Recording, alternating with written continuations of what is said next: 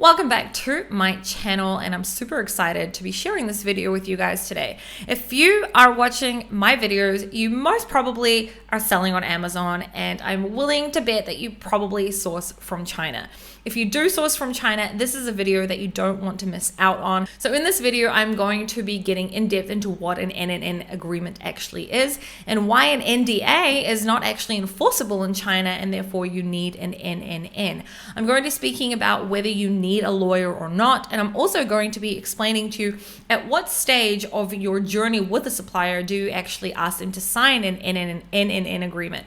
You can't just start a new conversation with a supplier for the first time and say, hey, before I share this with you, I'm going to need you to sign this. They don't even know you yet. So I'm going to go through that information as well. And at the very end, I'm also going to spend a good amount of time actually going page by page and showing you what my lawyer calls an IP protection, but it's basically an NNN agreement. I'm going to be showing you the different clauses that are in there, and that's definitely something you don't want to miss out on, because there are some clauses that you wouldn't have possibly been able to get from a downloadable NNN agreement or something that you may not have even thought about. So if you're new here, my name is Sharon Evan. I am an Amazon seller. I'm a product developer. I've been sourcing from China for many, many years. And I also help people to develop their products and to sell on Amazon on a one-on-one level. And if you haven't subscribed yet to the channel, I make content like this all the time, and I highly, highly would love for you to actually subscribe to the channel. Not only does it help me to stay motivated, but it really helps with the algorithm to make sure that my content gets out there. Don't forget to also hit that notification bell so that you know when I bring out more videos. So without further ado,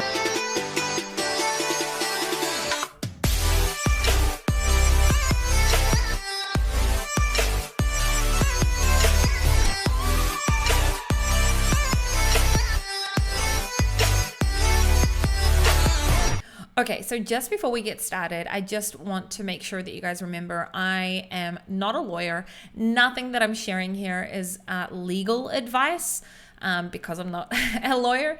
Everything that I'm sharing here is from my own experiences. I've been sourcing from China for a very, very long time, and I've dealt with many different types of suppliers and many different types of agreements, and obviously also NNN agreements.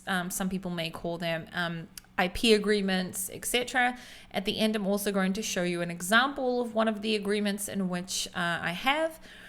And of course, if you're interested in actually working with a lawyer, which we'll talk about a little bit later, then feel free to find me anywhere on social, YouTube, whatever it may be. And I'm more than happy to share his details with you. Okay, so let's start with the beginning, which is, what is an NNN agreement? So NNN agreements are the Chinese equivalent of an NDA. NDA meaning non-disclosure agreement.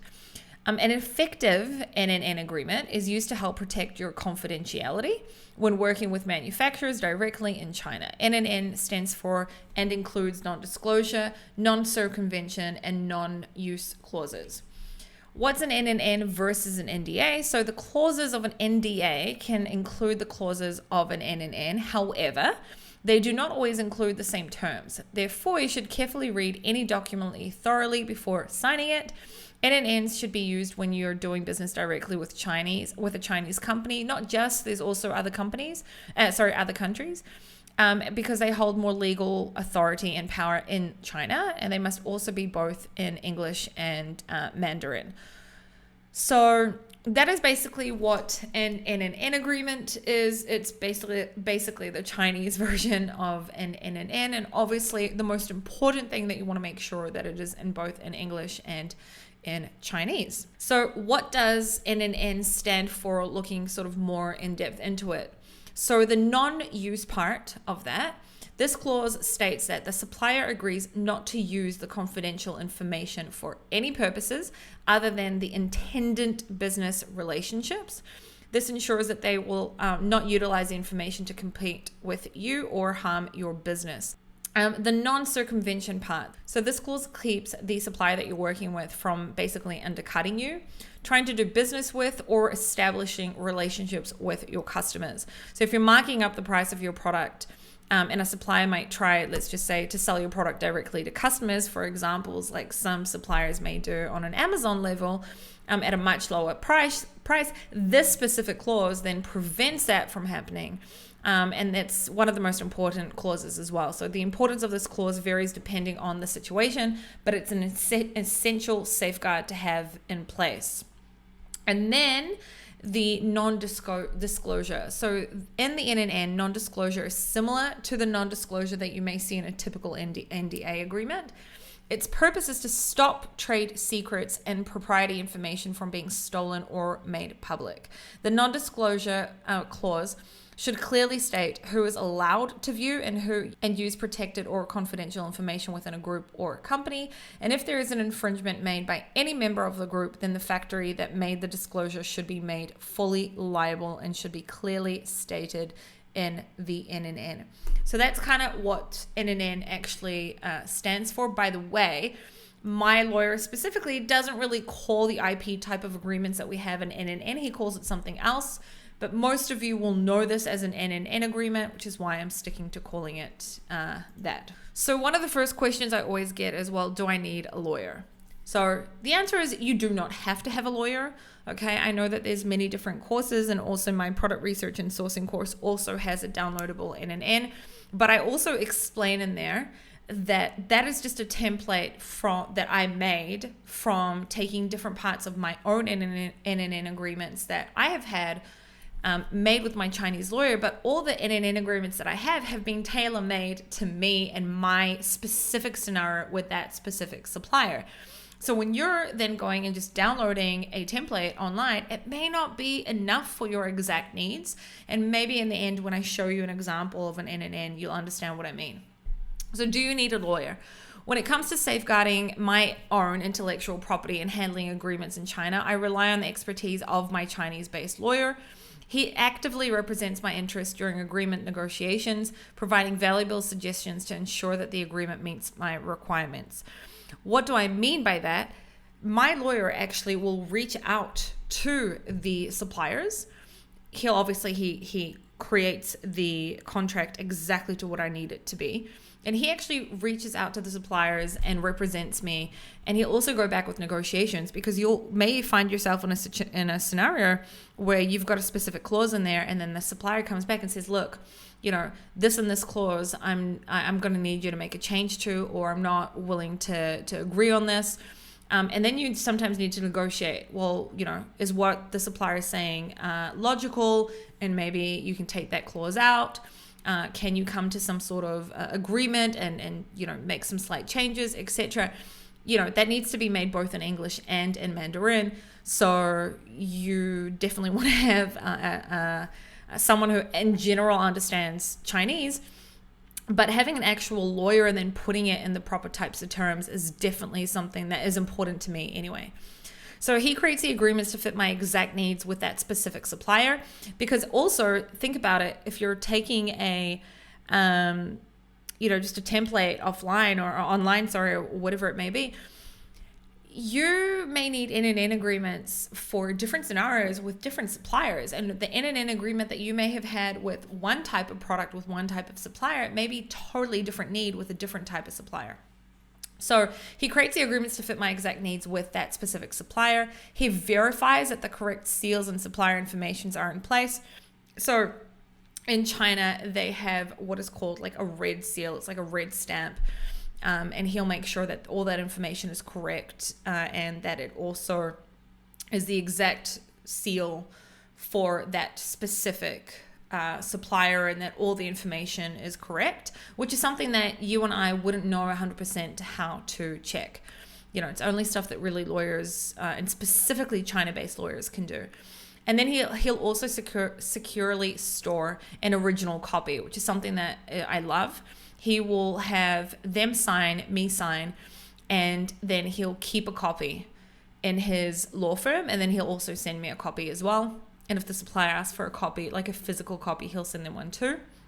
And then additionally, he'll also will do a thorough background check on the suppliers that I have the NNN agreement with. So not every single Chinese lawyer will do this background check as far as I know. My lawyer specifically does before he actually sends the NNN agreement, he always says, Sharon, do you want me to just do a quick background check and make sure everything's, all right?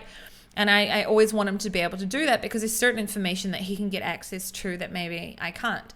Maybe that supplier has been blacklisted. Maybe that supplier had their assets frozen or whatever it may be. Certain things that only they can access and that I can't.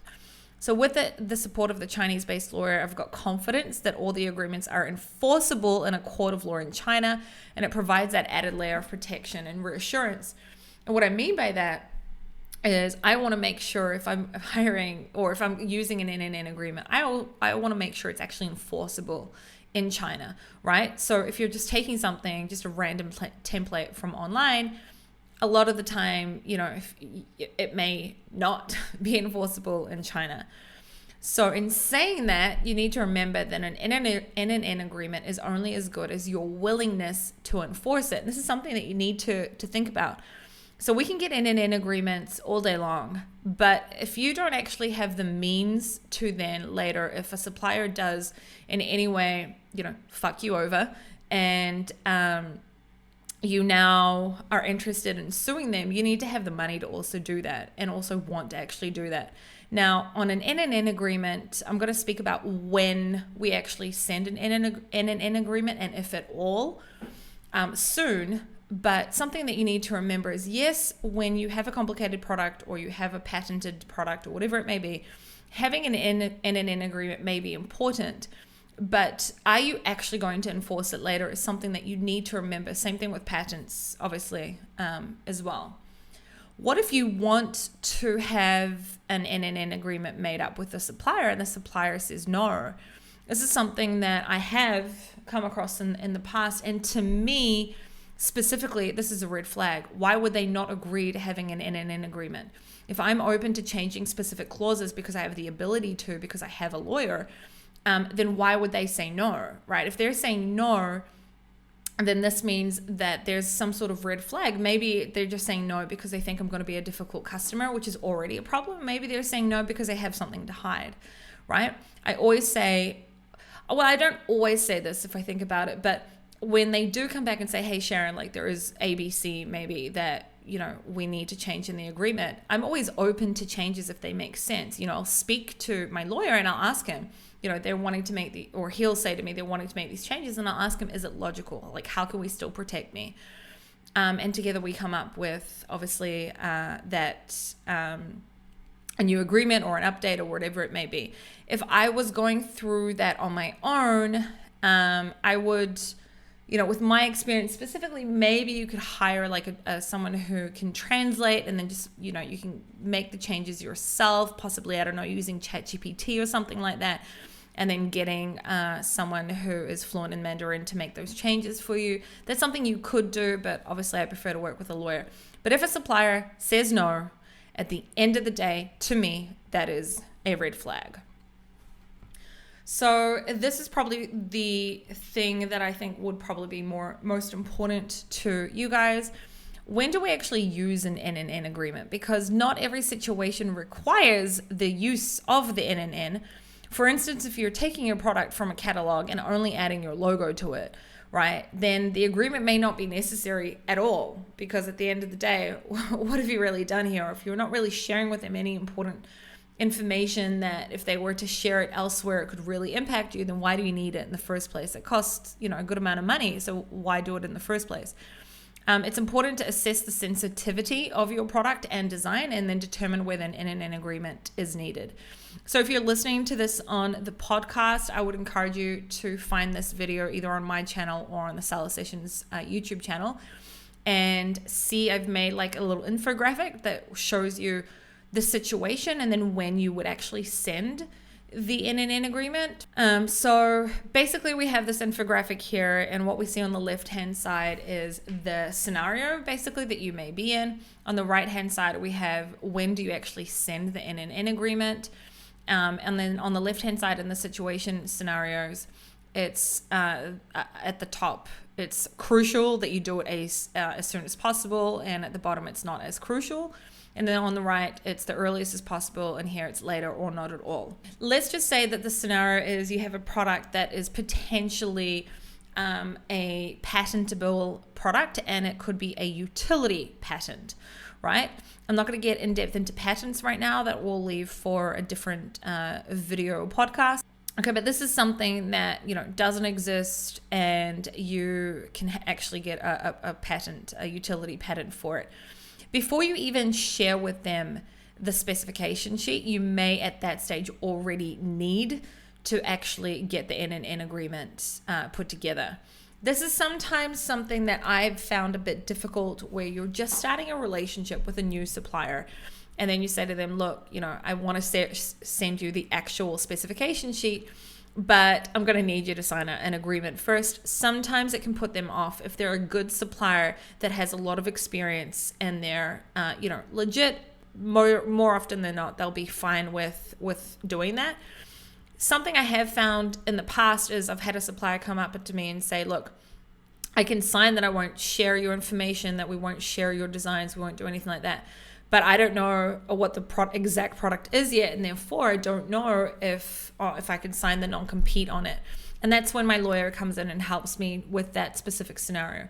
But if the scenario is that your product is possibly utility patentable, then even at the RFQ and specification sheet stage, you usually would want to send get an NNN agreement made.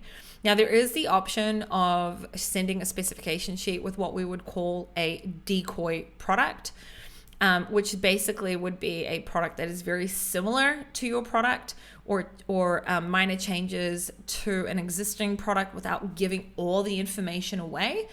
And then you can get the NNN agreement made later. That's also possible, but not on every single product.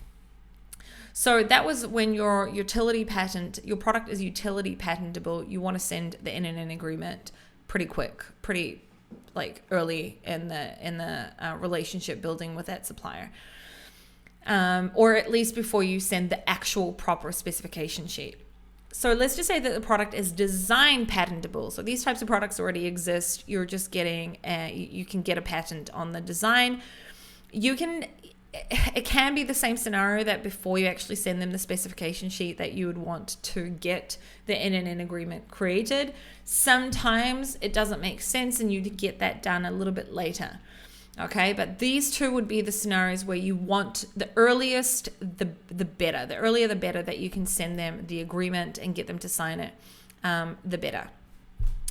Then let's just say you've got a product where it's not patentable, but you've added a very unique feature to it, or a very unique design, but it's unpatentable. So that's a product that basically anyone could, if they wanted to, anyone could eventually copy eventually, right?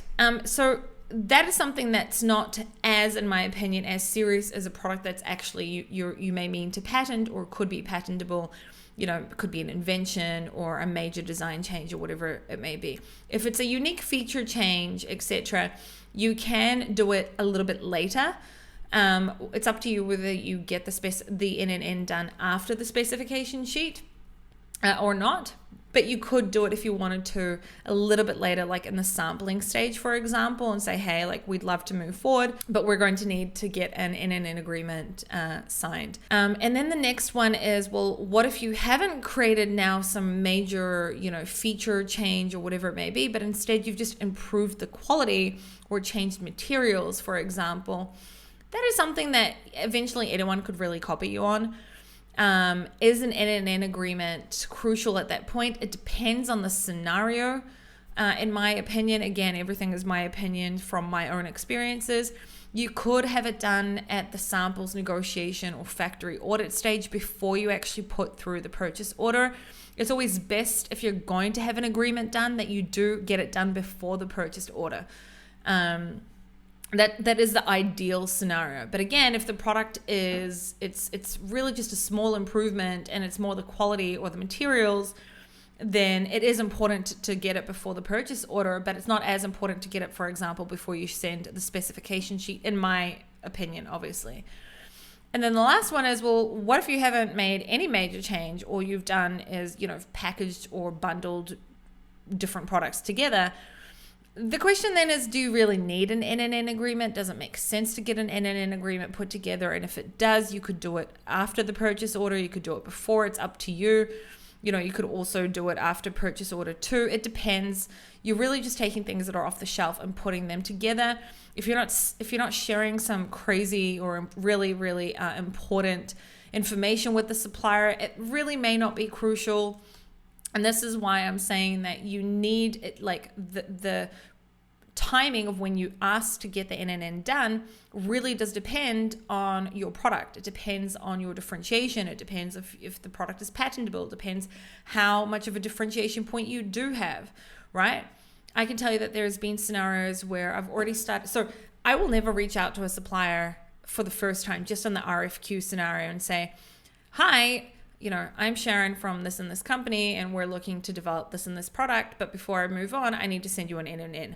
I haven't even built any sort of communication and proper relationship with that supplier yet. Why would they even reply to me and say yes, right? So you need to be smart about when you ask to get the agreement made. And you do want to build some sort of rapport with the supplier at that stage before you actually ask to send that to them. It's difficult for me to give you an exact scenario for that because I feel like it's something you need to go through and to sort of feel when it's the right time to send it through.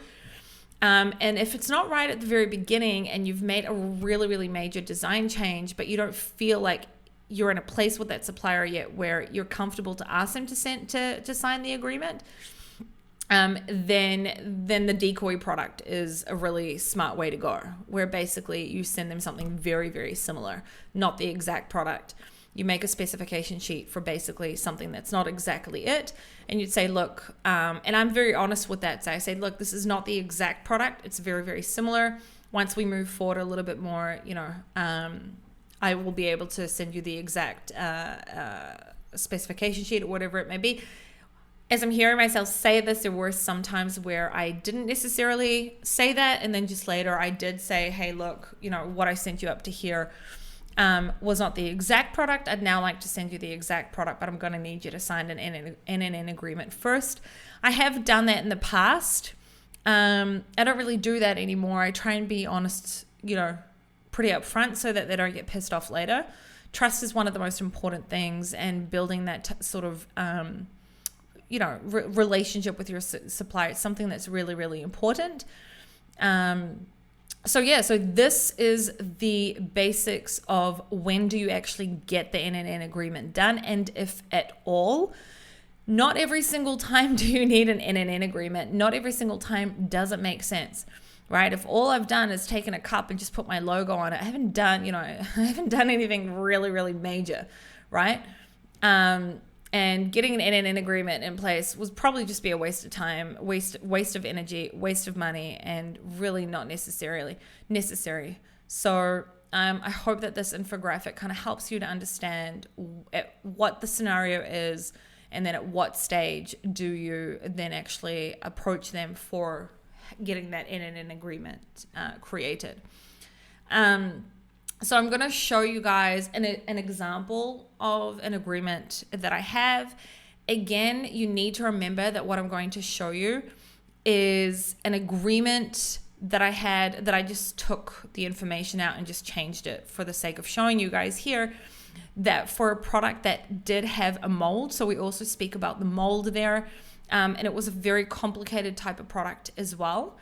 We asked to get that NNN agreement put together very, very quickly, we asked to get that NNN agreement signed by the supplier really early on in the stage, because the product is, and we did file for a design patent on it, and because it's a product that has a lot of tooling and molds and a lot that goes into that specific product, it was necessary for us to get an NNN agreement quite quickly. So this may be a little bit more complicated than a typical NNN agreement, but this is the one that I pulled out to share with you guys.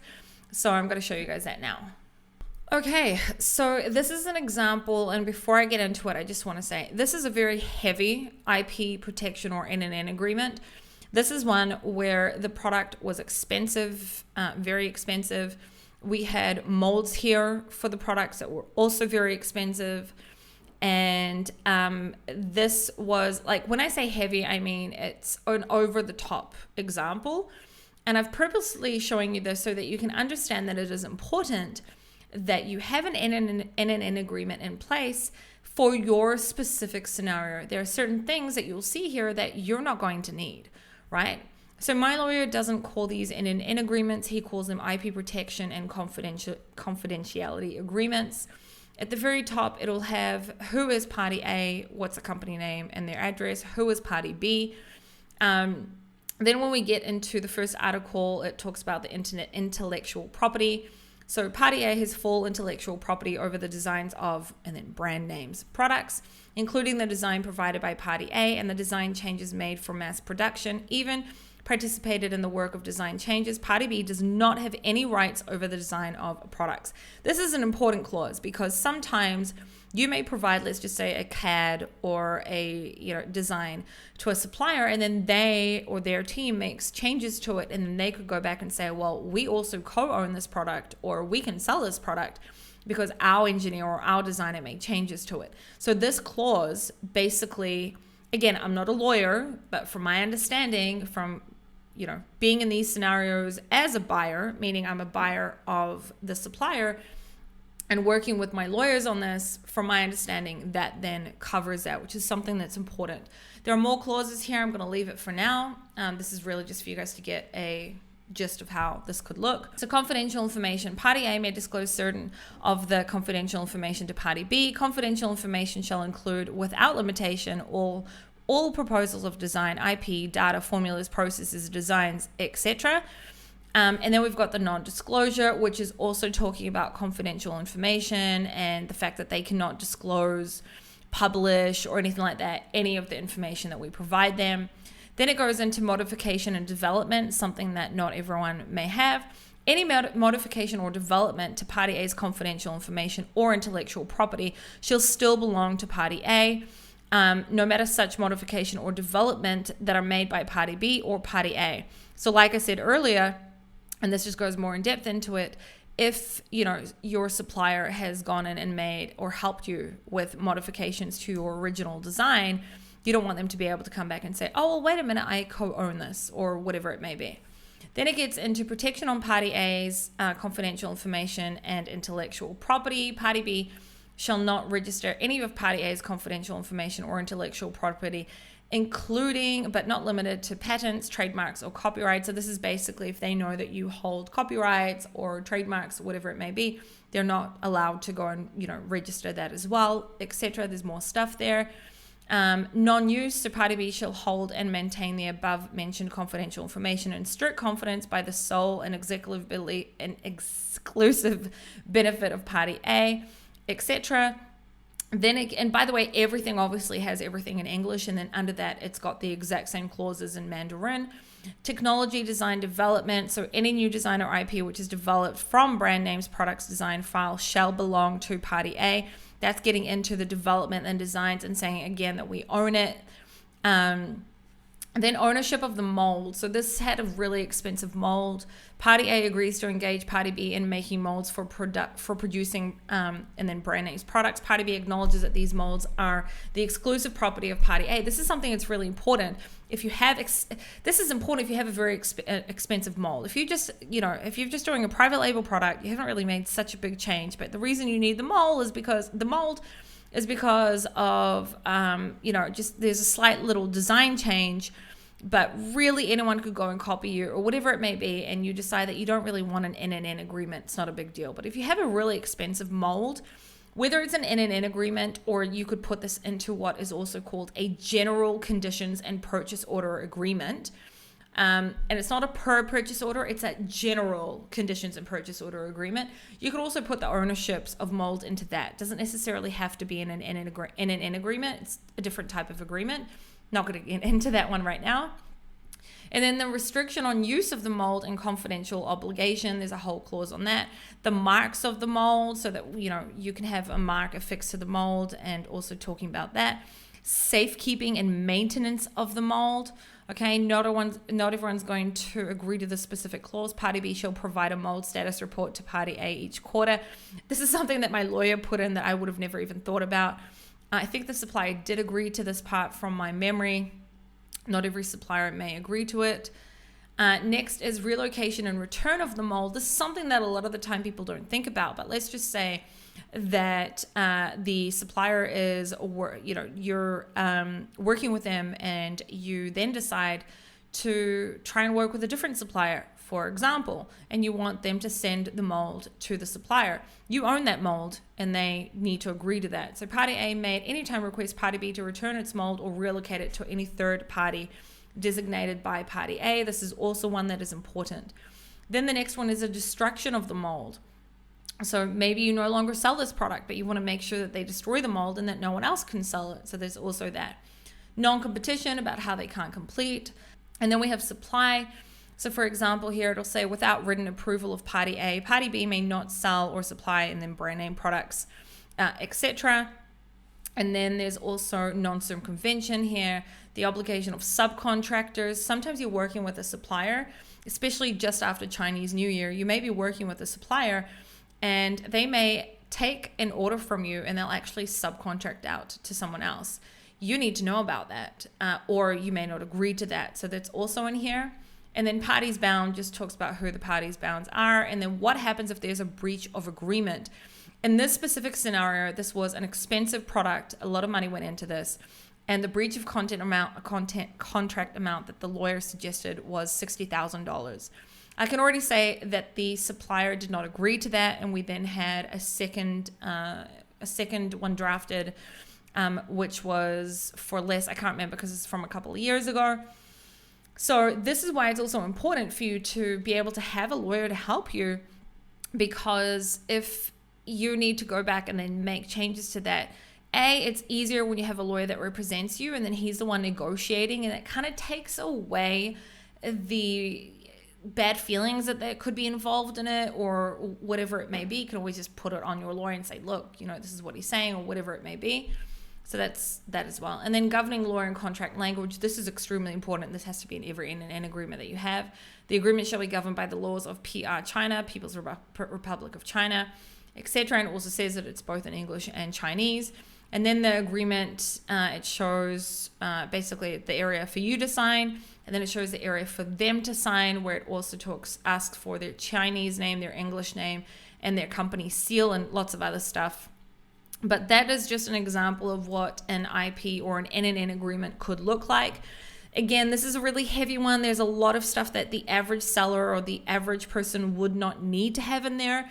But I specifically wanted to show you guys this or read this out to you guys. And I honestly just read out parts of it. If you're listening to this on the podcast, I did not go in depth into it, just so you can understand certain things that you may need, but they're, for your specific need, you may need more clauses or you may not need half the clauses, whatever it may be.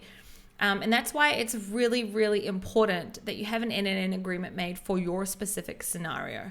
Okay, so I hope that this was helpful to you guys. If you would like to reach out to me, you can find me on Facebook, Sharon Evan, on official Sharon Evan. You can find me on Instagram, official Sharon Evan. You're welcome to join my Facebook group, Amazon FBA Alphas Brand Building Domination.